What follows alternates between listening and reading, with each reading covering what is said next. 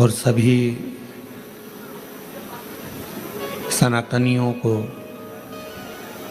मेरे भगवान देवाधिदेव महादेव शिव के संपूर्ण भक्तों को आज श्रावण सोमवारी की बहुत बहुत बधाई। शिव कृपा आप सब पर बनी रहे, करुणा बनी रहे, दया बनी रहे।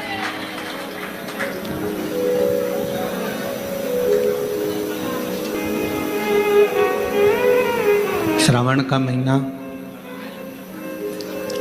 और उसमें सोमवारी का दिन और सोमवारी के साथ में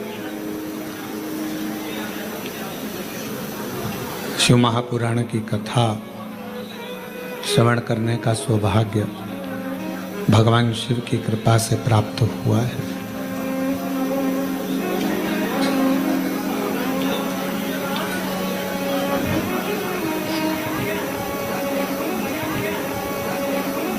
श्रावण का महीना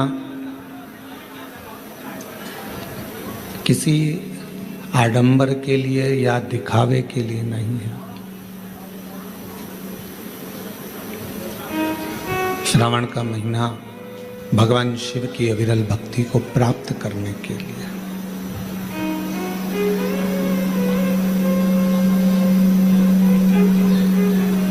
और श्रावण के महीने में शिव जी की अगर भक्ति कर रहे हो तो ये तुम्हारी इच्छा से नहीं। आवाज सेट नहीं है भैया, बिल्कुल भी गला पकड़ रहा है बहुत तेज। सावन के महीने में अगर भगवान शिव की भक्ति कर रहे हो, भगवान शंकर की अविरल भक्ति को धारण कर रहे हो, तो ये आपकी अपनी इच्छा से नहीं हुआ है। श्रावण महीने में अगर शिव भक्ति कर रहे हो, भगवान शंकर की अविरल भक्ति को धारण कर रहे हो, तो इसमें हमारी और आपकी इच्छा नहीं चलती, इसमें देवाधिदेव महादेव की स्वयं की इच्छा चलती है। तो कथा होती है। कई लोग ऐसे होंगे कि हम सावन के महीने में हमने ऐसा नियम लिया, हमने सावन के महीने में वैसा नियम लिया। शिव जी ने कभी आकर आपके सामने नहीं कहा कि सावन के महीने में तुम ये नियम लेना या ये नियम धारण करना। शिव जी एक बात जरूर कहते हैं कि जैसे ही श्रावण का महीना लगे, इतना जरूर करना कि किसी का दिल मत दुखाना, और बन सके तो मेरा भजन कर कर शिव की शरणागति में रहकर वृद्धजन, बुजुर्गजन, बड़ोजन का आदर करना सीख जाओ।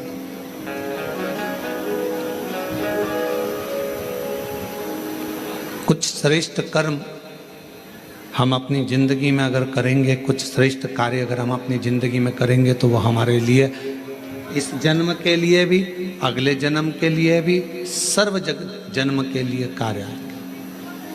और उसमें से एक है भगवान शिव की विरल भक्ति।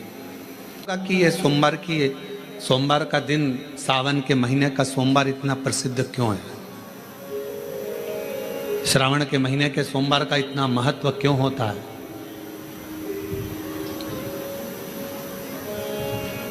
उसका एक कारण है।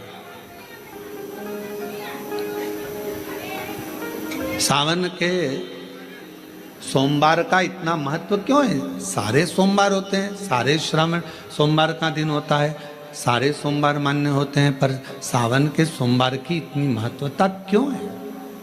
किस लिए? और शायद हमको लगता है कि जितने भी आस्था चैनल पर कथा सुन रहे हैं, जितने फेसबुक यूट्यूब पर कथा सुन रहे हैं, जितने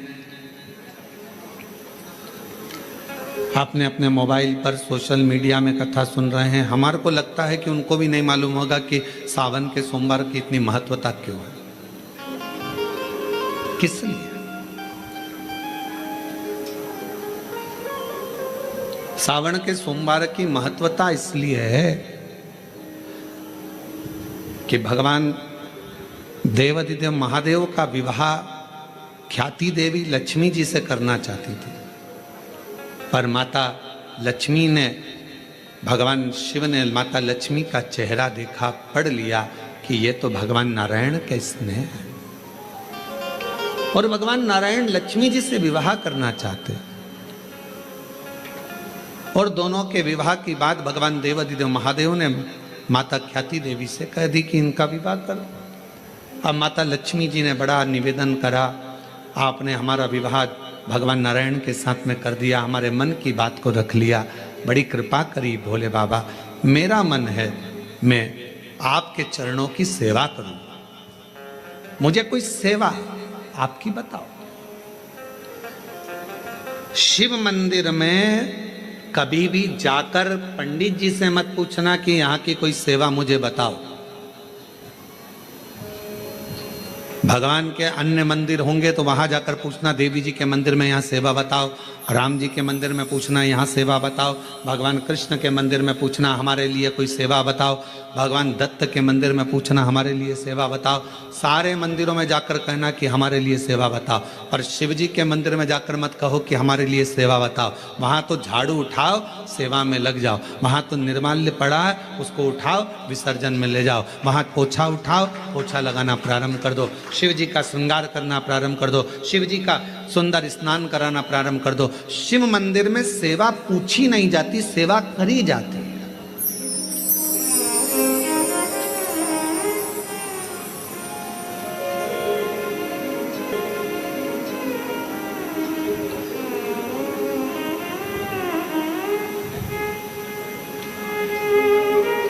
वह सेवा करना पड़ती है।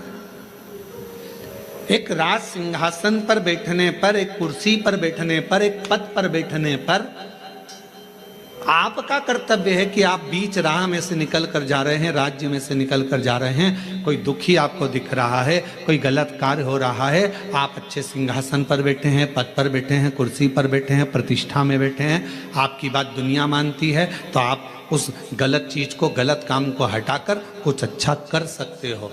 आपको करना है, आप सेवा के लिए तत्पर रहें।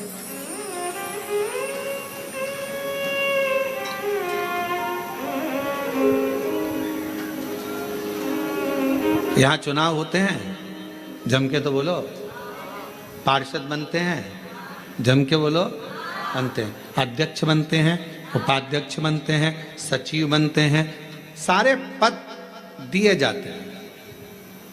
एक विधायक का भी पद दिया जाता है, सांसद का भी पद दिया जाता है, अध्यक्ष का भी पद दिया जाता है, पार्षद का भी पद दिया जाता है, सरपंच का भी पद दिया जाता है। और ये पद केवल एक जगह पर नहीं, पूरी दुनिया में दिए जाते हैं। क्यों दिए जाते हैं? पार्षद जिस वार्ड का पार्षद होता है, जिस क्षेत्र का पार्षद होता है, उस क्षेत्र के पार्षद को, उस क्षेत्र के लोगों को बोलना ना पड़े कि पार्षद साहब हमारी ये नाली की प्रॉब्लम है, हमारी रोड की प्रॉब्लम है, हमारी ये प्रॉब्लम है।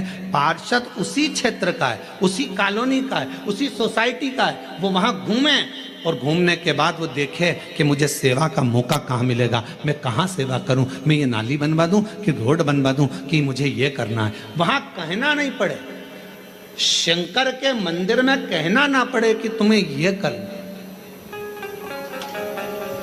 शिव मंदिर में जाकर कभी नहीं पूछना कि मुझे सेवा क्या करना। शिव मंदिर में तो जाकर सेवा का क्रम करो। अब लक्ष्मी जी पूछ रही हैं भोले बाबा से, आप मुझे बताओ, मैं आपकी सेवा में लगना चाहती हूँ। शिव जी ने कहा कि मैं क्या सेवा बताऊं, आप जाओ भगवान नारायण की सेवा करो। पर लक्ष्मी जी ने सोचा कि देवाधिदेव महादेव मुझे सेवा नहीं बता रहे हैं।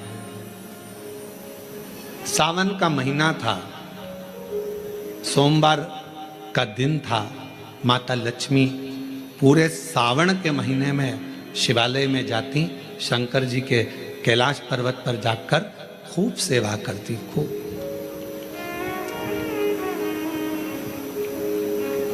प्रथम सोमवारी निकल गई, द्वितीय सोमवारी निकल गई, तृतीय निकल गई, चतुर्थ आ गई। सोमवारियां निकलती चली गई। सावन का आखिरी सोमवार, देवाधिदेव महादेव प्रसन्न हो गए, लक्ष्मी को बुलाया। हे लक्ष्मी, पूरी दुनिया में केवल महासंबोधन मेरे नाम के आगे लगा है, लोग मुझे देव अधिदेव महादेव कहते हैं। सारी पुराणों को केवल पुराण कहा जाएगा, पर शंकर की पुराण को भी महासंबोधन से संबोधित किया जाएगा, शिव महापुराण। लक्ष्मी मुझसे जो जुड़ा हुआ है, मेरे नाम के आगे महासंबोधन लगा हुआ है, लोग मुझे महादेव कहते हैं। पर लक्ष्मी, तूने पूरे श्रावण के महीने में मेरी सेवा करी है, और आज सोमवारी के दिन तूने मेरी अविरल भक्ति को धारण करा है। बिना पूछे सेवा में, बिना दिखावे के तल्लीनता से सेवा करी है। मैं अपना महासंबोधन दुनिया में किसी को नहीं देता, आज तुझे दे रहा हूँ। और लक्ष्मी केवल लक्ष्मी नहीं रही, उस दिन से लक्ष्मी माँ लक्ष्मी। लक्ष्मी केवल लक्ष्मी नहीं रही, उस दिन लक्ष्मी महालक्ष्मी के संबोधन से प्रकट हुई। आज महासंबोधन लक्ष्मी जी को अगर किसी ने दिया तो भगवान देवाधिदेव महादेव ने दिया। और वह महासंबोधन कब मिला? सोमवार की इस श्रावण के सोमवारी के दिन जो हम व्रत करते हैं, साधना करते हैं, उपास करते हैं, अर्चना करते हैं। पूरे वर्ष आप सोमवार का व्रत करते हैं कि नहीं करते वो पता नहीं, पर सावन के महीने में 4-5 जो भी सोमवार पड़ जाएं, अगर उस पर अगर आपने व्रत कर लिया, व्रत को धारण कर लिया, या शिवालय के जाकर भगवान शंकर की आराधना कर ली, तो पूरे वर्ष के सोमवार का फल सावन के महीने के 5 या 4 सोमवार में प्राप्त हो गया।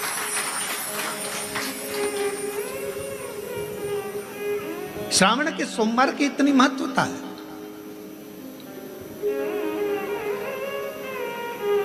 कल एक बहन ने पत्र लिखा था कि सावन महीने की इतनी महत्वता क्या है। हमने शिव महापुराण के अंदर पढ़ा तो ऐसा सावन महीने का ज्यादा लेख शिव महापुराण के अंतर्गत नहीं मिला। श्रावण महीने की इतनी प्रबलता क्यों मानी गई? तो हमारा एक तो सोमवार का महत्व, सावन के सोमवार का महत्व क्या है, कोई आपसे पूछे तो आपको बताना चाहिए कि इस दिन लक्ष्मी को महालक्ष्मी कहा गया था। शिव जी ने सफलता, कल वाला प्रश्न, शांति, दिशा और सफलता बिना मांगे मिलती है शिव के दरवाजे से। क्या क्या चीज? शांति, दिशा और सफलता। शिव के दरवाजे पर जाकर केवल आप सेवा करो, शिव के दरवाजे पर जाकर आप केवल जल अर्पित करो, शंकर जी की चौखट पर जाकर आप नमन करो, देवाधिदेव महादेव के शिवालय में जाकर प्रणाम करिए। भगवान शंकर की चौखट पर, द्वार पर अगर आप जा रहे हो, 3 चीजें आपको मांगना नहीं पड़ेगी। जैसे लक्ष्मी जी ने शिव जी से नहीं मांगा कि मुझे महासंबोधन दो, लक्ष्मी जी ने नहीं मांगा कि मुझे भगवान विष्णु दो, लक्ष्मी जी ने नहीं मांगा कि मुझे ये देना। लक्ष्मी जी तो शंकर भगवान की सेवा में लग गई, तो लक्ष्मी जी को 3 चीजें अपने आप मिल गई। एक शांति हृदय की, दूसरा दिशा, लक्ष्मी जी को कहाँ जाना है, और तीसरे नंबर पर सफलता। माता लक्ष्मी केवल लक्ष्मी नहीं रही, उनको महालक्ष्मी कहा गया, महालक्ष्मी। और फिर समझ लीजिए, लक्ष्मी में और महालक्ष्मी में बहुत बड़ा अंतर है। जरा सावधानी से सुनिएगा कथा को। आज सोमवारी का दिन है, सावन के महीने का, तो जितने शिव भक्त ऑनलाइन कथा को सुन रहे हैं, जितने आस्था चैनल पर, फेसबुक, यूट्यूब पर कथा को श्रवण कर रहे हैं, वो भी सावधानी से सुनिएगा। लक्ष्मी में और महालक्ष्मी में भी अंतर।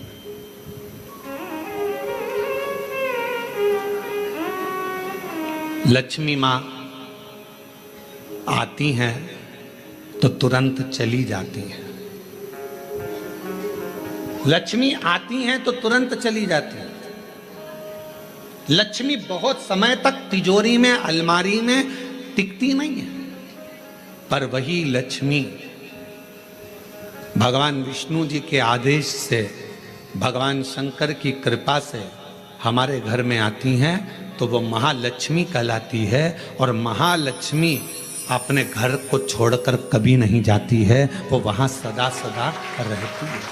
बोल बम का नारा है, श्री शिवाय। महालक्ष्मी हमारे घर में रहती है।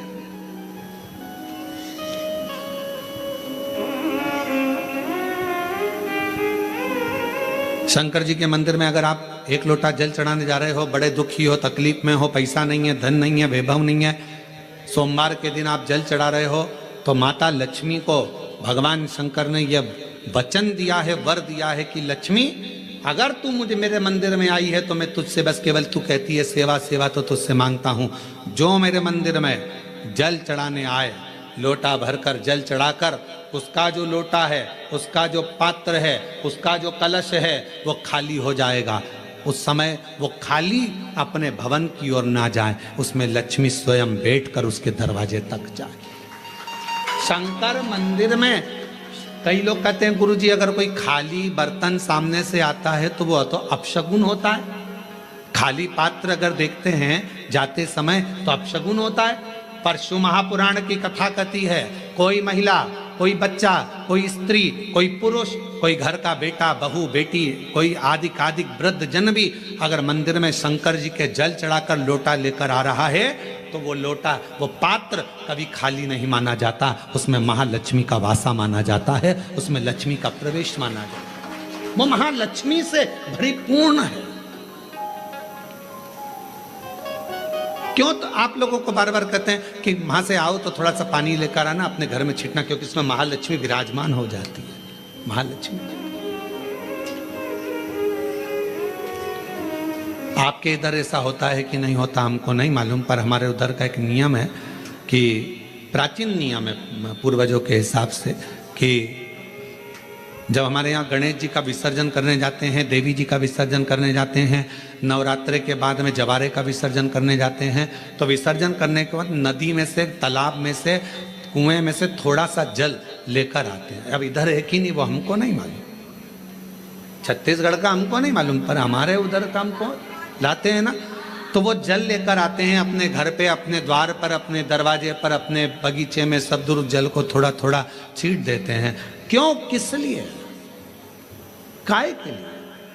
तो हमारे शास्त्र वर्णन करते हैं कि जब हम किसी देवता को विसर्जन कर कर आते हैं तो उनके कृपा का जल, उनकी करुणा का जल, उनकी वात्सल्यता का जल, उनके स्नेह का जल हम भरकर लाते हैं और अपने द्वार पर, अपने घर पर छींटते हैं। उनकी करुणा का जल प्रति एक आश्रितता हो आपकी।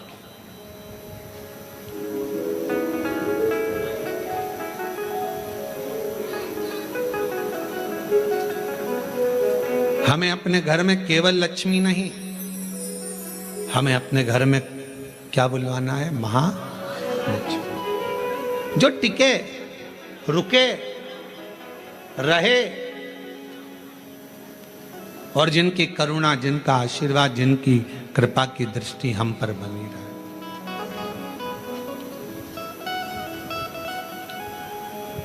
जिनकी करुणा की दृष्टि हम पर बनी रहे, जिनकी दया की दृष्टि हम पर बनी रहे।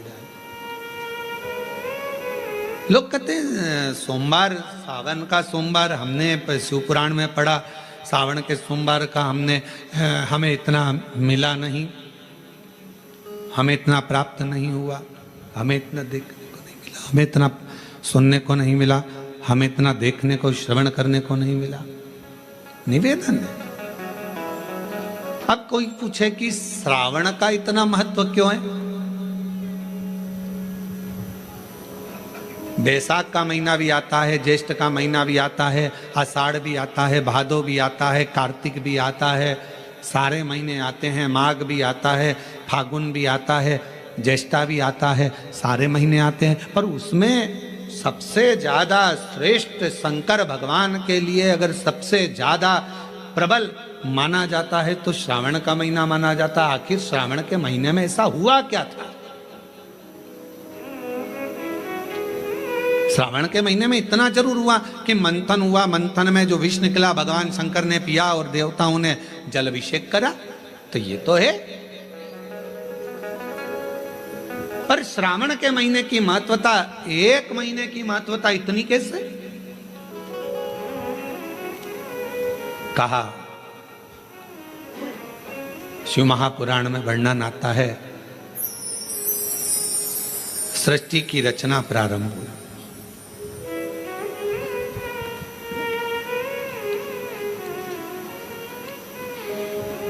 और सृष्टि की रचना में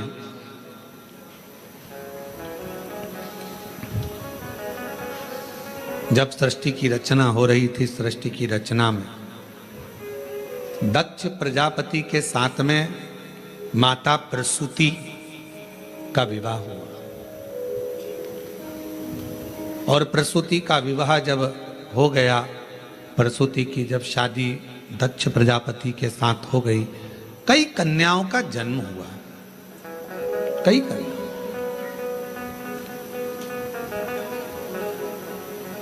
बेटों का भी जन्म हुआ, कन्याओं का भी जन्म हुआ।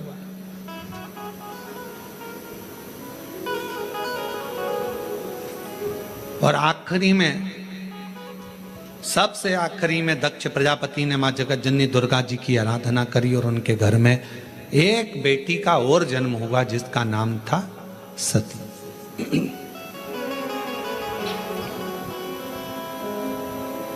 सती का विवाह हो गया शिव जी के साथ में। ये कथा तो आप और हम हर कथा में श्रवण करते हैं। सती जी का विवाह हो गया। अब विवाह होने के बाद में एक बार दक्ष प्रजापति ने सारे देवताओं को बुलाकर एक सभा रखी। उस सभा में इधर की साइड में भगवान नारायण बैठे हुए थे और इधर की ओर भगवान शिव बैठे हुए थे।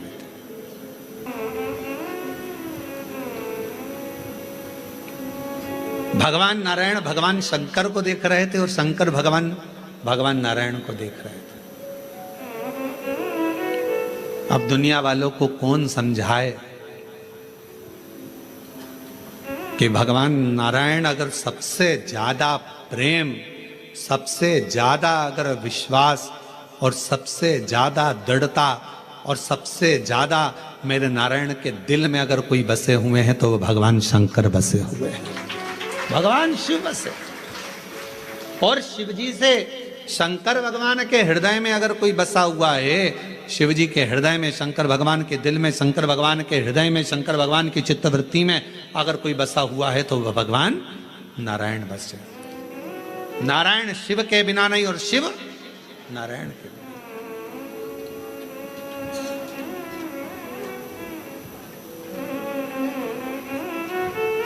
कितनी बड़ी बात लिखी है शिव महापुराण के अंदर। कोई राम को मानने वाला यदि शिव का अपमान कर देता है तो भगवान राम उसे जिंदगी में कभी दर्शन नहीं देते।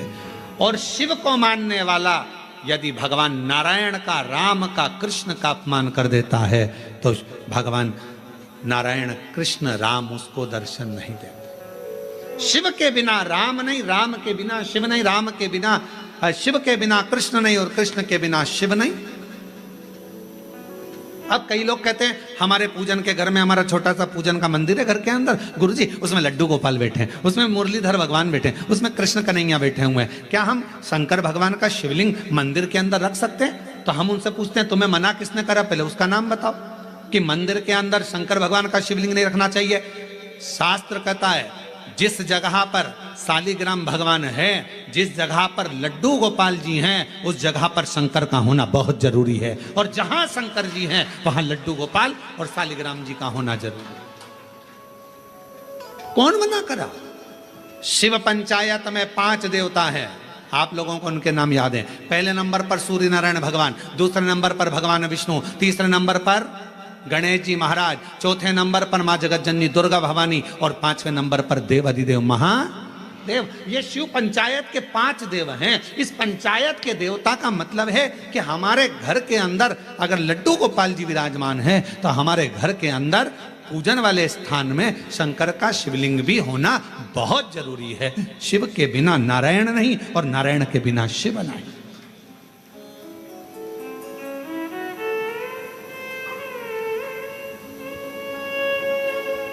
अभी श्रावण के महीने में हम रोज पाठ करते हैं। सुबह का समय पाठ करते हैं, फिर शाम के समय भी थोड़ा थोड़ा पाठ का जो सुबह पढ़ते हैं। तो आशीष जी बोले कि गुरुजी आप जो पाठ करते हैं उसमें से थोड़ा थोड़ा सा व्याख्यान सब जनमानस को मिले, तो अभी 2-4 बार से आप लोगों के पास आ भी रहा होगा पढ़ते हुए पाठ कि हम जो पढ़े वो आपके सामने हम उसको उंगली फेर कर बता देते हैं कि हमने शिव पुराण के इस पृष्ठ से ये बात को लेकर बोला गया, उसका स्मरण करें।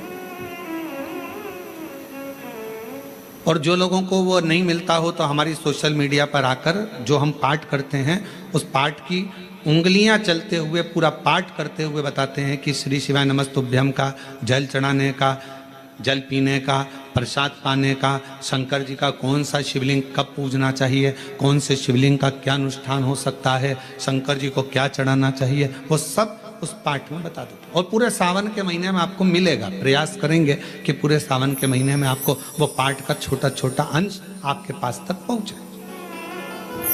और यदि आपके पास पहुंचता है तो आप भी दूसरे तक पहुंचाने का प्रयास कम से कम सावन के महीने में लोग उस शिव महापुराण के अंश को पढ़ेंगे तो सही साथ स्मरण। शिव तत्व कह रहा है, भगवान शंकर का चरित्र कह रहा है कि नारायण के बिना भगवान शिव खाली हैं और शिव नारायण के बिना और नारायण शिव के बिना खाली, दोनों। बस इतना याद रखो, घर के अंदर जो शिवलिंग रहता है वो ज्यादा बड़ा नहीं होना चाहिए।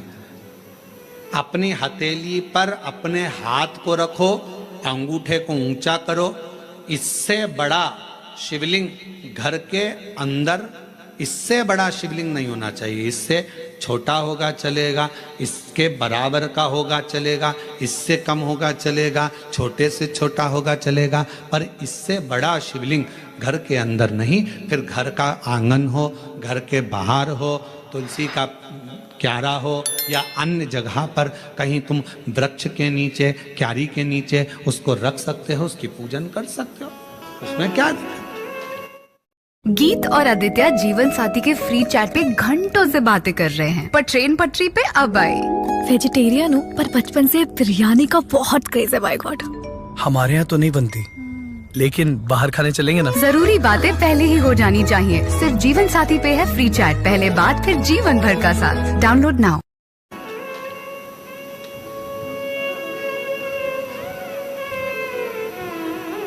फिर उसको बाहर रखना पड़ेगा। पर छोटा सा शिवलिंग है, बिल्कुल छोटा है, पारद का है, सोने का है, चांदी का है, पाषाण का है, नर्मदेश्वर है, काले पाषाण का है, लकड़ी का है, चीनी का है, दर्पण का है, कांच का है, जो भी शिवलिंग है वो आपके घर के अंदर विराजित है, वो आपके घर के। अब इधर नारायण बैठे थे, इधर भगवान शिव। आज सोमवारी की कथा है और पूरी दुनिया के लोगों को यह कथा सुनना है कि सोमवार, और सोमवार का तो वर्णन आपको कर दिया, श्रावण भगवान शंकर को इतना प्रिय क्यों है। और लोग कहते हैं हमने पुराण में पढ़ा तो कहीं श्रावण का इतना बहुत सारा महत्व नहीं मिल पाया, पर इतना महत्व श्रावण का क्यों। पूरे महीनों में 12 माह में श्रावण की महत्वता इतनी क्यों। इधर मेरे नारायण, इधर मेरे भगवान शंकर, शंकर भगवान नारायण को देख रहे हैं, शंकर भगवान को नारायण, दोनों एक दूसरे को देख रहे हैं, दोनों के हृदय में एक दूसरे विराजमान है, एक दूसरे।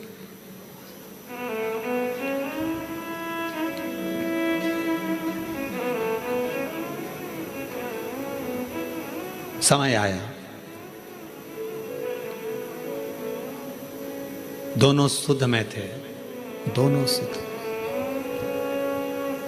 जब निगाहें मिलती है, पास में कौन देख रहा है, क्या कर रहा है, सूझ नहीं पड़ता।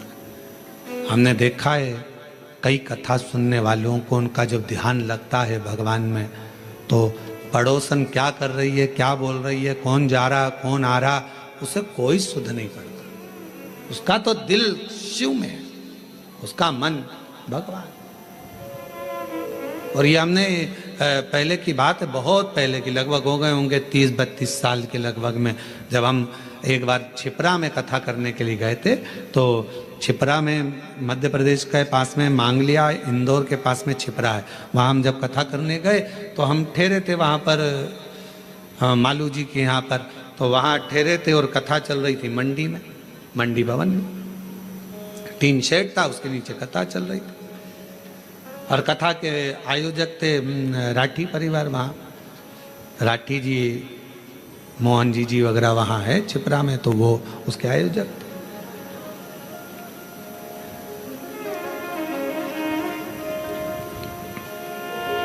बेलपत्र देने का समय आया, एक जीजी आई, खड़ी हुई, और जो खड़ी हुई तो उसकी जो साड़ी में फाल लगी थी, ऐसी एक पट्टा लगा रहता है साड़ी के अंदर, वो फाल बाहर थी और साड़ी पूरी उल्टी थी। अब हमारे उसके चरण की साइड हमारा देखना हुआ, तो देखने में उसके सिर पर भी जो वो फाल थी, वो सिर के ऊपर ऐसा फाल का पट्टा था। अब हमने कहा जीजी, ओ जीजी, तो जीजी बोली हाँ गुरुजी। हमने कहा आज तो तुमने साड़ी को उल्टा पहन लिया। तो कहा नहीं गुरुजी, मैं तो सीधी पहन कर आई हूँ। हमने कहा सिर पे पल्लू है, जरा देखिएगा। तो फाल का पट्टा ऊपर था, साड़ी उल्टी थी। उसने कहा ओ बाप रे, ये मैं कहाँ पहन के आ गई, लोग तो मुझे हंसे होंगे। तो मैंने पूछा जीजी एक बात बताओ कि तुम ये साड़ी उल्टी पहन क्यों आई? तो कहा गुरुजी कथा के चक्कर में आगे बैठना था, इस चक्कर में इनका जल्दी पहनूं जल्दी पहनूं जल्दी पहनूं, और जल्दी के चक्कर में वो साड़ी उल्टी हो गई। हमने कहा जीजी आप चिंता मत करो, आज आप साड़ी का पल्लू उल्टा करी हो ना, मेरे देव अधिदेव महादेव जब तुम पर तकलीफ आएगी तुम उसके लिए उल्टा सीधा कैसा भी भजन करने के लिए अपनी सुध भुलाकर उस महादेव के लिए आई हो ना, एक एक दिन मेरा महादेव भी आपके लिए खड़ा मिलेगा। क्यों चिंता, क्यों विचार करना, क्यों सोचना कि हमने वो कई लोग क्या कहेंगे। हमने कहा आग लगे बस्ती में, अपन रहो मस्ती में। भगवान कृष्ण की गोपियों का प्रेम कृष्ण भगवान के प्रति कितना था कि गोपियां शुद्ध भूल जाती थी। गोपियां जब रास करने के लिए जाती थी, मुरली की धुन में ऐसी गोपियां शुद्ध भूल जाती थी कि अपना लहंगा सिर पर, साड़ी चुंदड़ी पांव में बांध लेती थी, शुद्ध नहीं रहता था। आंखों में लगाना रहता था सुरमा, होठों पे लगाना रहता थी लाली, लाली लगा लेती थी आंख में, सुरमा लगा लेती थी होठ में, सुरमा होठ में। और किसी किसी के दांत लंबे और होठ काले, होठ काले और दांत लंबे। तो नैन लाल, बाल खुले, बिंदी बड़ी सारी, बहुत बड़ी बिंदी। तो गांव के लोग भी देखकर कहते पता नहीं कहाँ की बहू आई है, शुद्ध नहीं पड़ती है, इतना स्वरूप बनाकर ना जाने कहाँ जा रही है। तो एक बार खुद के पति मिल गए, पति ने कहा ऐसा रूप रखकर कहाँ जा रही है? तो कहा भगवान के साथ रास करने। तो भगवान के साथ रास करने जाएगी, तेरा रूप देखकर भगवान भाग जाएंगे। इतने में कहा नहीं नहीं नहीं, वो मुरली का धरने वाला है, वो बंसी बजाने वाला है, वो मेरे बाहर का रूप नहीं देखता, वो मेरे भीतर के रूप से मुझे पुकार लेता है, वो भीतर का देखता है, बाहर के रूप से परमात्मा कभी प्रसन्न नहीं होता। बात क्या, तू ना छूटे, ये सब छूटने वाले, नाते रिश्ते कुटुंब कबीले एक ना एक दिन सारे के सारे छूट जाएंगे, पर तू ना छूटे। ये बड़ी कृपा तेरी बनाए रखना, तेरी करुणा बनाए रखना, तेरी दया बनाए रखना। तू साथ होगा तो फिर कोई चिंता नहीं।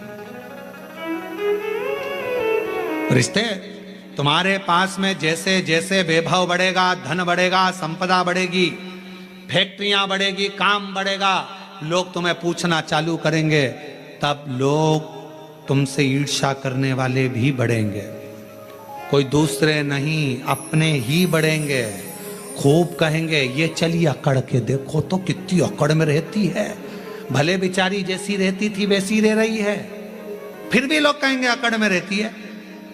2-4 फैक्ट्री खुल गई तुम्हारी, 1-2 राइस मिल खुल गई, ये खुल गया वो खुल गया, 2-4 बंगले बन गए, तो लोग कहेंगे बताओ पहले तो कैसे कैसे मिलते थे, आजकल तो मिलते ही नहीं। अरे भाई जब इतनी फैक्ट्रियां, कामकाज बढ़ा है तो काम बढ़ा है तो समय कहाँ मिलेगा? पहले की बात दूसरी थी, फ्री थे तो मिल लेते थे, उसमें क्या दिक्कत? इसमें अकड़ की कौन सी बात है?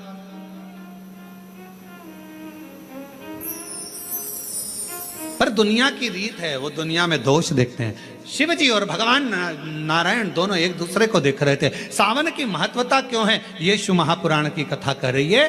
दोनों एक दूसरे को देख रहे। दक्ष प्रजापति का आगमन हुआ उसी सभा में, दक्ष प्रजापति का आगमन हुआ तो दक्ष प्रजापति ने आते ही कुछ नहीं देखा, सबसे पहले अपने दामाद को देखा।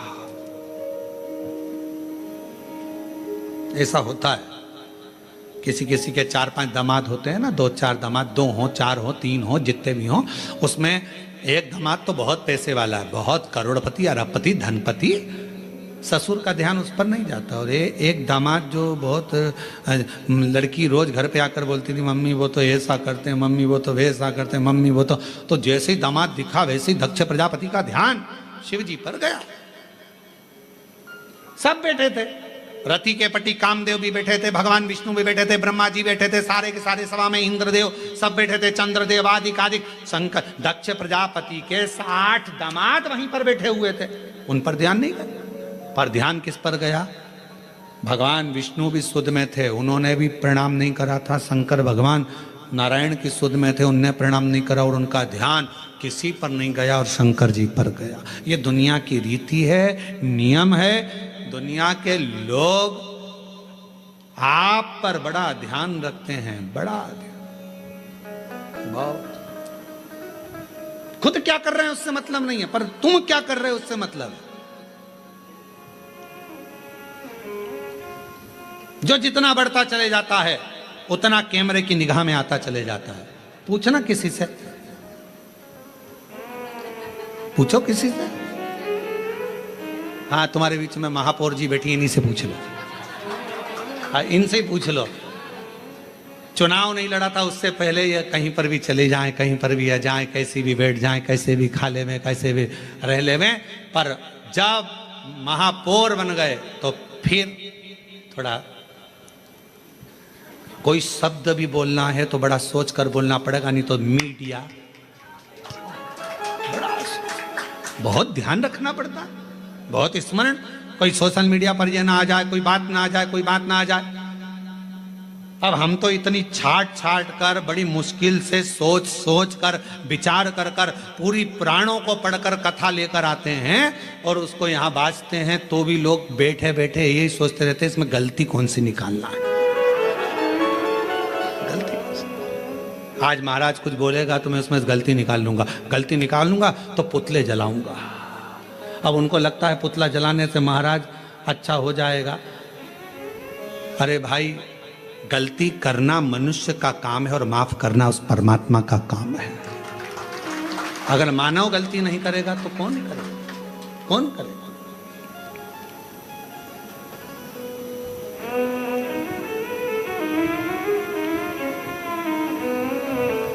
कितना भी अच्छा, पहले का समय और अब के समय में अंतर है।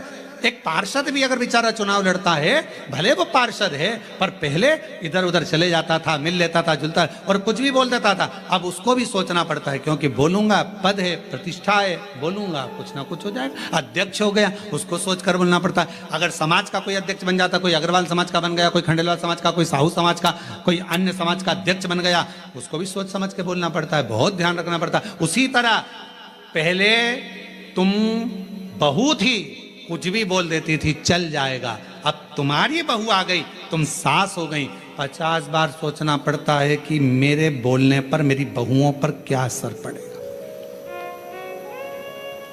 पहले तुम्हारा मन करता था, रसोई घर में गई, बनाया, चाट बनाई, भेल बनाई और खा खुआ के और बढ़िया बड़ा पाव वगैरह सब बना बुनो के खा पी के अपने कमरे में जाती। बहू थी, अब तुम सास बन गई, अब तुम खुद रसोई घर में नहीं जा सकती। अब तुम्हें कहना पड़ेगा, बेटा आज मेरा मन कर रहा है, और मन करेगा तो भी नहीं खा पाओगी री, मन करेगा तो भी नहीं खा पाओगी, क्योंकि बहुएं कहेंगी बताओ मम्मी का दिन भर जुबान चलती रहती है, तो बेचारी वो भी ना खा पावे है। तो फिर वो बना रही है, जो सब्जी बना लेगी बेचारी सास खा लेगी, जो बनाएगी वो सास खा लेगी, कभी नहीं कहेगी कि ये बनाओ कि जो, और रोटी भी नहीं होगी तो बची हुई कल की खा लेगी, सुबह की खा लेगी, पर कभी नहीं कहेगी। क्यों? क्योंकि उसका पद बढ़ गया।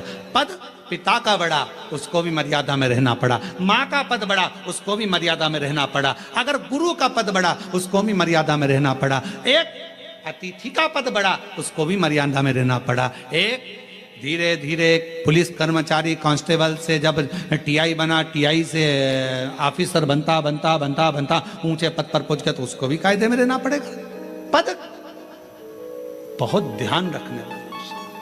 दक्ष प्रजापति का ध्यान सीधे शिव जी पर गया। क्यों?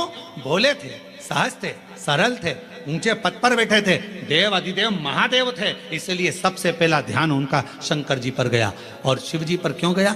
ये तो सब देव हैं, तुम तो महादेव हो ना, और महादेव होकर मैं तुम्हारा ससुर, तुमने मुझे प्रणाम नहीं करा।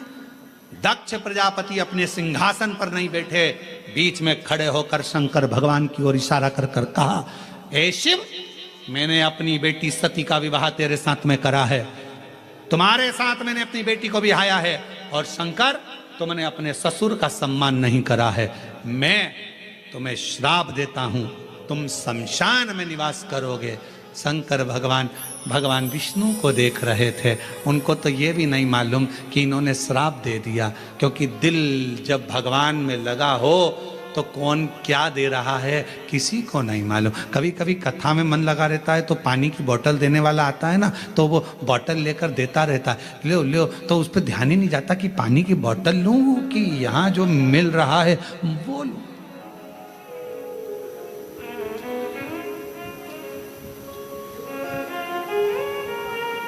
जो मिल रहा है, जितनी चीजें ब्रांडेड थी वो मरने पर काम नहीं आती। ब्रांडेड घड़ी मरोगे तब काम आएगी क्या? अरे बोल दो तो नहीं। ब्रांडेड सोफा,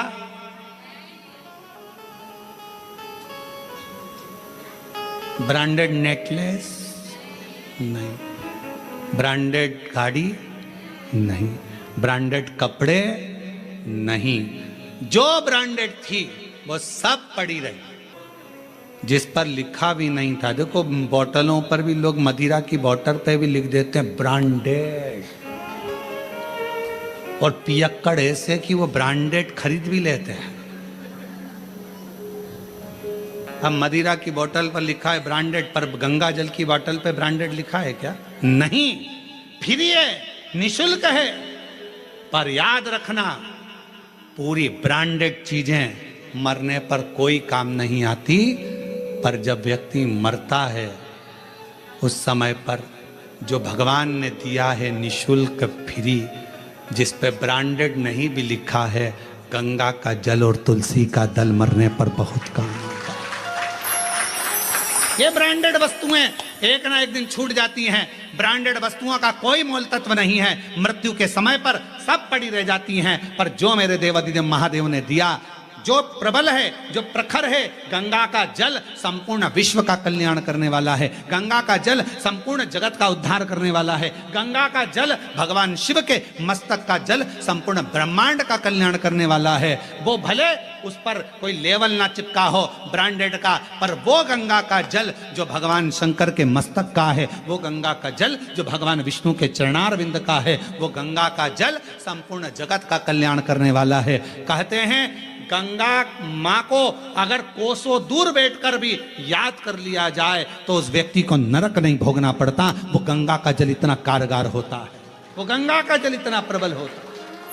ब्रांडेड कपड़े, ब्रांडेड वस्तुएं, ब्रांडेड सामान सब पड़ा रह जाता है, पर वो गंगा का जल जिसको निशुल्क मिल रहा है, पृथ्वी पर निरंतर बह रहा है, वो गंगा का जल मरते समय अगर मुख में आ गया, तुलसी का दल मुख में आ गया, तो तुमको फिर वापिस जन्म नहीं लेना पड़ता। स्वयं परमात्मा की शरणागति की ओर जीव चला जाता। स्वयं कहां वस्तु है, कहां वस्तु? और हमेशा ब्रांडेड ब्रांडेड करते रहते। देखो रेमांड का है, इतने सारे सेठ मरे, कितने लोग करोड़पति मरे, आज तक उन्होंने अपनी वसीयत में नहीं लिखा रे कफन रेमांड का लाना, ये वाली कंपनी का कफन लाना, ये वाली कंपनी की मटकी लाना, और ये वाली कंपनी की लकड़ी लाना, और ये वाली कंपनी की चिता बनाना, और कंपनी का ही बांस लाना, और कंपनी का ही घास लाना। पूरी जिंदगी अपने शरीर का नाप देते रहे। ऐसा कपड़ा बनाना, ऐसा कपड़ा बनाना, ऐसा कपड़ा बनाना। पर मरने के बाद जब कफन का कपड़ा लेने के लिए, अर्थी पर बांधने का कपड़ा लेने के लिए कोई संसार का व्यक्ति जाता है ना, बस जाकर कह देता है भैया कपड़ा दे दो। उसने नहीं पूछा कि नाप कितना है, उसको मालूम है कितना नाप का है।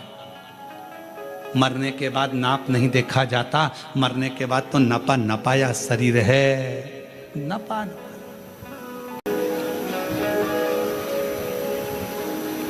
कुछ श्रेष्ठ कर्म हम अपनी जिंदगी में अगर करेंगे, कुछ श्रेष्ठ कार्य अगर हम अपनी जिंदगी में करेंगे, तो वो हमारे लिए इस जन्म के लिए भी, अगले जन्म के लिए भी, सर्व जन्म के लिए कार्य है। और उसमें से एक है भगवान शिव की ये विरल भक्ति। भगवान को जब दिल से उसमें होगे, प्रार्थना करोगे, विनय करोगे, निवेदन करोगे, घर के शिवलिंग को भी ज्योतिर्लिंग से कम ना समझे। घर के नजदीक में जो शिवलिंग है उसको भी ज्योतिर्लिंग से कम ना समझे। दूर से निकल कर जा रहे हो, बहुत किसी पेड़ के नीचे, किसी शिवालय में, किसी देवालय में शिवलिंग है और वहां से निकल कर जा रहे हो, शिवलिंग में वो तेज होता है, शिवलिंग में वो बल होता है, वो आपको खींच लेता है, खींचता है।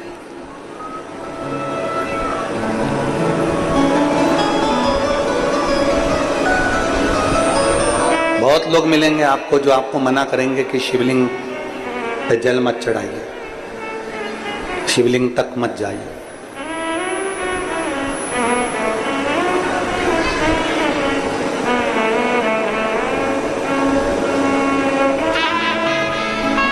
दिन भर टीवी खोलोगे तो कोई ना कोई महाराज शिव महापुराण की निंदा करता हुआ मिल जाएगा आपको।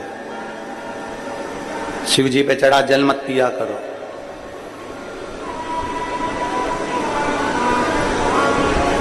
शंकर जी पे चढ़े हुए जल के पीने की लोग निंदा करते हैं, पर ऐसे महाराजों को भी धन्यवाद है जो कभी दारू पीने के लिए मना नहीं करते पर जल पीने को मना करते हैं।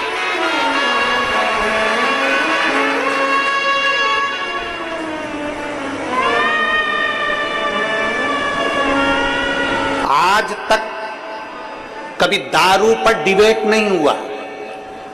हुआ किसी टीवी पर कभी डिबेट चला दारू पर?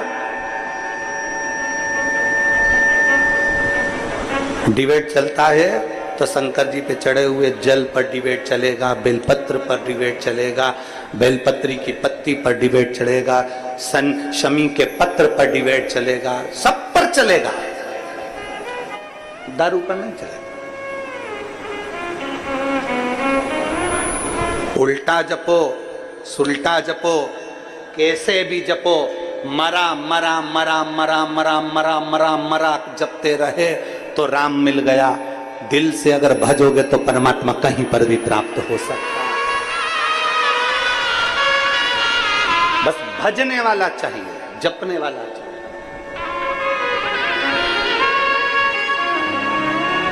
जपो, जिस भाव से जपोगे उस भाव से शिव तुम्हारे सम्मुख में होगा, शंकर तुम्हारे साथ। कितना सुंदर व्याख्यान वर्णन आता है। इधर कल कथा में अपन सुन रहे थे कि माता पार्वती जी पूजन की थाली लगाकर श्रावण महीने की पूजन कर रही हैं माता पार्वती जी। और श्रावण के महीने की पूजन जब माता पार्वती जी कर रही हैं और वहीं पर जलंधर आ जाता है। जलंधर वहीं आ गया।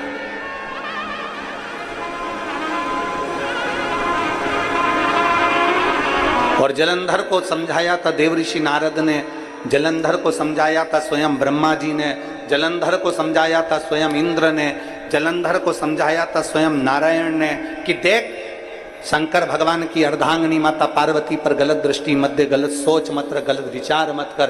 तुझे समझा रहा हूं, ये शंकर जी की अर्धांगिनी माता पार्वती जी है, ये जगत जननी जगदम्बा अंबा दुर्गा भवानी है, इस पे गलत दृष्टि मत दे, गलत मत सोच। अच्छा सोचोगे तो दुनिया का सारा सुख तुमको प्राप्त होगा। एक पत्र है, देखिए।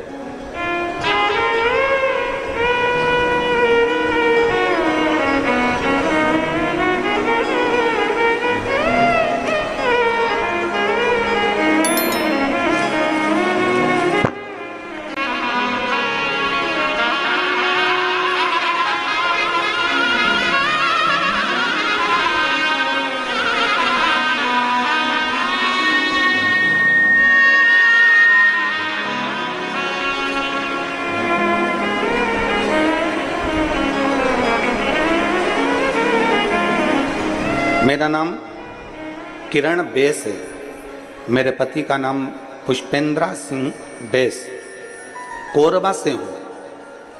मेरा मोबाइल नंबर ये है, कहीं बैठी हो तो हाथ हिलाइए। कहीं बैठे हैं? हाथ हिलाओ एक बार। मेरा नाम किरण बेस, कहीं बैठी हो तो हाथ हिलाइएगा। आप ही हैं? श्री शिवाय नमस्तुभ्यं। आ जाओ, एक बेलपत्र ले जाना, आ जाइए।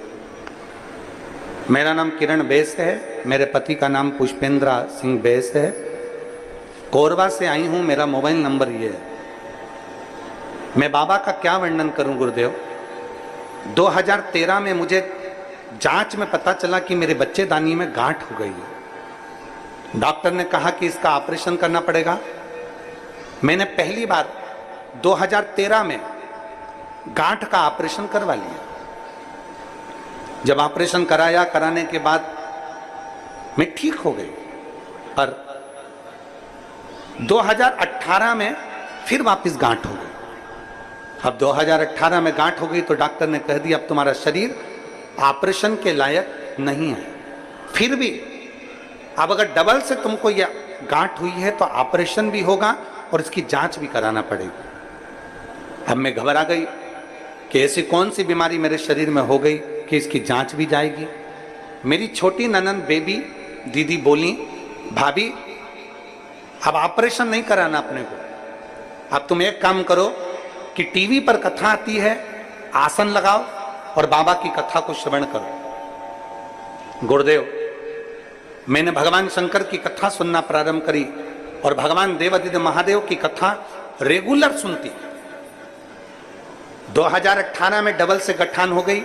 डॉक्टर ऑपरेशन का बोल रहा है, जांच के लिए गठान को भेजने का बोल रहा है, और मैंने 2018 से कथा को श्रवण करना प्रारंभ कर दिया। 2022 आ गया, कथा सुनती रही, और 2022 जब कथा श्रवण करते करते हो गया तब मैंने 2022 में वापिस अपनी गांठ की जांच कराई, और गठान की जब जांच कराई तो उसमें गांठ थोड़ी छोटी हो चुकी थी। फिर मैं वापिस 2023 में सीहोर गई, वहां से रुद्राक्ष लाई, बाबा का पूजन अर्चन करना प्रारंभ करा, शिव जी के मंदिर जाना प्रारंभ करा, वहां का जल लेती, नंदी के पास बैठकर पी लेती, एक बेलपत्र उठाती, खा लेती, और बाबा का मैं क्या गुणगान करूं गुरुदेव। आज मैं 2023 में मैंने वापिस डॉक्टर साहब के पास जाकर रायपुर जांच कराई तो मेरी गांठ पूरी गल चुकी थी और मेरा पूरा शरीर अब ठीक हो चुका है। मैं बाबा को धन्यवाद देने के लिए आई। एक शिव तत्व, एक शंकर, एक ओघड़ी। जब हमारा विश्वास प्रबल हो जाए, जब हमारा भरोसा प्रबल हो जाए, अरे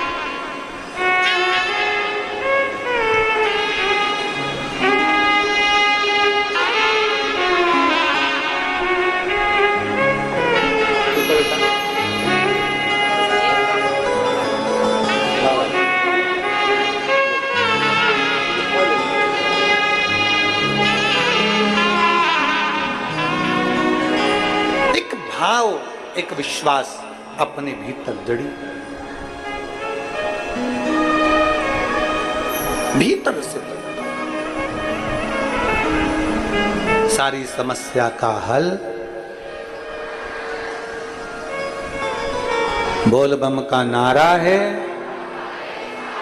जरा जम के बोलो, जम के बोल बम का नारा है। शंकर भगवान अपने आनंद के साथ विराजे हैं और माता पार्वती उनकी सेवा में लगी हुई है, पूजन की तैयारी कर रहे हैं, पूजन की। भगवान देव का चरित्र कह रहा है, शिव महापुराण की कथा वर्णन कर रही है, भगवान शिव का चरित्र कह रहा है। माँ पार्वती जी शिव की आराधना में लीन है। जलंधर माता का स्वरूप देखिए। कल कथा में कहा था, पर स्त्री और पर धन व्यक्ति को बर्बाद कर देता है। बच्चों, केवल रावण ही नहीं, लंकाधिपति लंकेश ही नहीं, जलेंधर भी पर स्त्री के कारण जलंधर का भी पूरा नाश हो गया। बच्चों,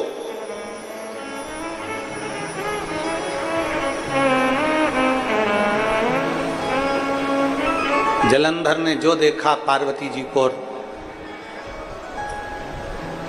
पार्वती जी तो अपने पूजन आराधना में शिव स्तुति में डूबी हुई थी, भगवान शंकर की भक्ति में डूबी हुई थी माता पार्वती। उन्होंने ध्यान नहीं दिया कि जलंधर मुझको देख रहा। शिव महापुराण की कथा कहती है कि प्रयास करना कि शंकर के मंदिर में जब पूजन करने जाओ, शिव महापुराण की कथा को पंडाल में श्रवण करने के लिए जाओ, शिवालय में दर्शन करने के लिए जाओ, तब ये मन में रख कर जाना कि दुनिया के लोग मुझे देखें वो अलग बात है, पर मैं किसी को ना देखूं।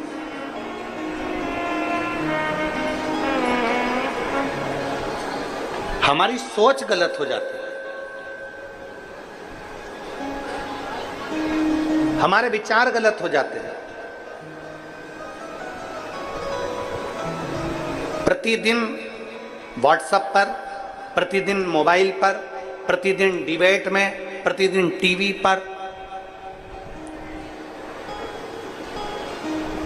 रोज प्रतिदिन बांग्लादेश के लिए रोज की रोज डिबेट चल रहा है, रोज की रोज सोशल मीडिया पर रोज की रोज चल रहा है कि वहाँ के हिंदुओं ने ऐसा करना था, वहाँ के हिंदुओं को ऐसा करना था, वहाँ के हिंदुओं को ऐसा करना था, वहाँ के सनातनियों को ऐसा करना था। हम तो कह रहे हैं कि डिबेट करने से पहले और सोशल मीडिया पर कुछ लिखने से पहले आप भी सनातनी हैं। आप अपने क्षेत्र में, अपने मोहल्ले में, अपनी कॉलोनी में, अपनी सोसाइटी में, अपने गांव में, अपने खेड़े में, अपने क्षेत्र में, आप सोशल मीडिया पर लिखने से ज्यादा जरूरी है कि आप अपने सनातनियों को कितना एकत्रित कर रहे हो और कितना जोड़ कर चल रहा है, कितना जोड़ कर चल रहे हो और कितना एकत्रित कर रहे हो, ये आप पर निर्भर करता है।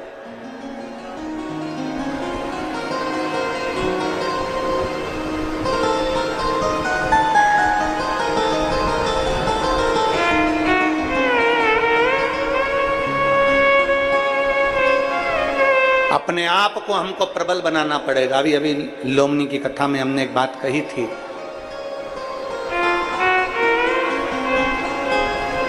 अपने आप को प्रबल बनाओ, अपने आप को सनातन धर्मी एकजुट होकर चलने का प्रयास करो। किसी की सामर्थ्यता नहीं कि फिर कोई तुम पर उंगली उठाकर देख ले, किसी की सामर्थ्यता नहीं कि कोई तुम्हारे ऊपर उंगली उठा ले। हमें समाजों में तोड़ा जाता है, ये समाज बड़ी है, ये समाज छोटी है, ये ब्राह्मण है, ये क्षत्रिय है, ये वैश्य है, ये शूद्र है, इसमें हमें तोड़ दिया जाता है।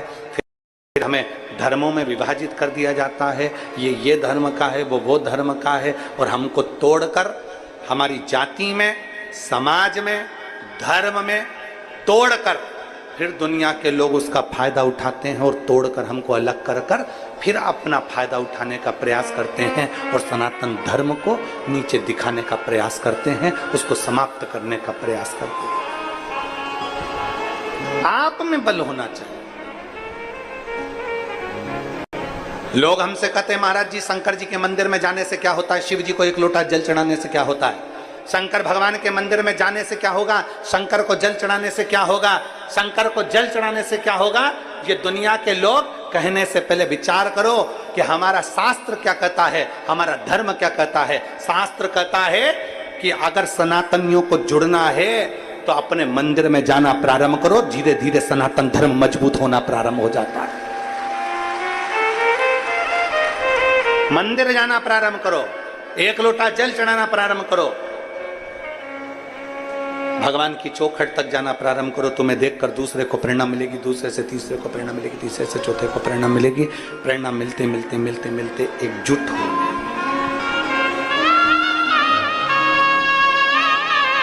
और भूलो नहीं, आप और हम सब इकट्ठे और भोलेनाथ जी के पट्टे,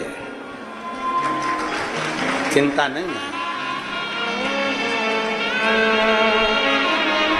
क्या बोलते हैं, आप और हम सब, जम जम के बोलो जरा, इकट्ठे और भोलेनाथ के पट्टे। तो काय चिंता करना, बोल बम का नारा है सारी समस्या का हल, भगवान शिव की शरणागति का फल प्राप्त हो। देखा जलंधर ने पर माता पार्वती जी ने ध्यान नहीं दिया, पार्वती जी का ध्यान नहीं गया, पार्वती जी देखी नहीं। जलंधर वापिस आया, जलंधर ने वापिस आकर तुरंत राहु को बुलाया और राहु को बुलाकर कहा कि राहु साउंड ठीक नहीं चल रहा तुम्हारा, सीटी सीटी सा लग रहा है जैसे चोंगे चलते हैं।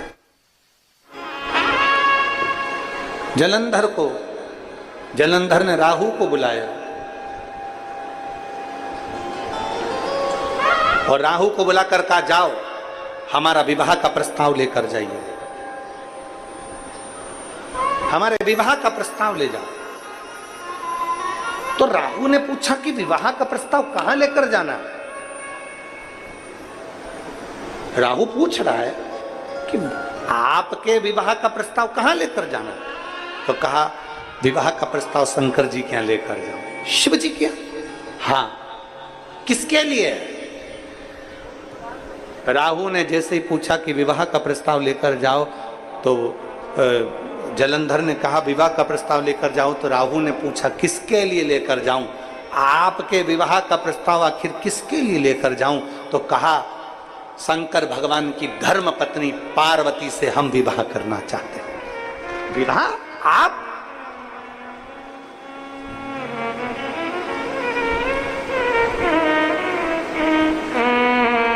राहु को ये बात ठीक नहीं लगी, पर जलंधर ने थोड़ा सा क्रोध दिखाया। जलंधर ने थोड़ा सा क्रोध, और जलंधर ने जैसे क्रोध दिखाया, क्रोध दिखाते से क्रोध दिखाते ही, गुस्सा दिखाते ही राहु को जाना पड़ा। जैसे ही राहु पहुंचा, शंकर भगवान नेत्र बंद कर बैठे थे। पार्वती जी पूजन की तैयारी कर रही थी। श्रावण का महीना था और श्रावण का महीना और माता पार्वती जी पूजन की तैयारी में लगी हुई भगवान शंकर की पूजन के साथ सजा रही है, तैयारी कर रही है।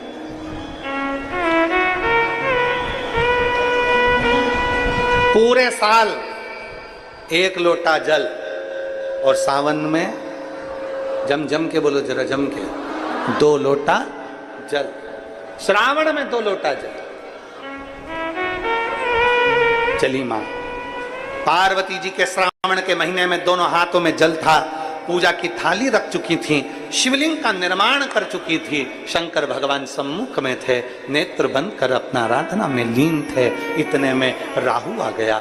शंकर भगवान के अर्धांगिनी माता पार्वती के हाथ में 2 लोटा जल है और सामने सम्मुख में शिवलिंग है, और वो पार्वती मैया भगवान शंकर की भक्ति में डूबी हुई हैं। उन्हें कोई चित्त नहीं, कोई मन नहीं, कहां देखा जाए। श्री शिवाय नमस्तु, श्री शिवाय नमस्तु। श्री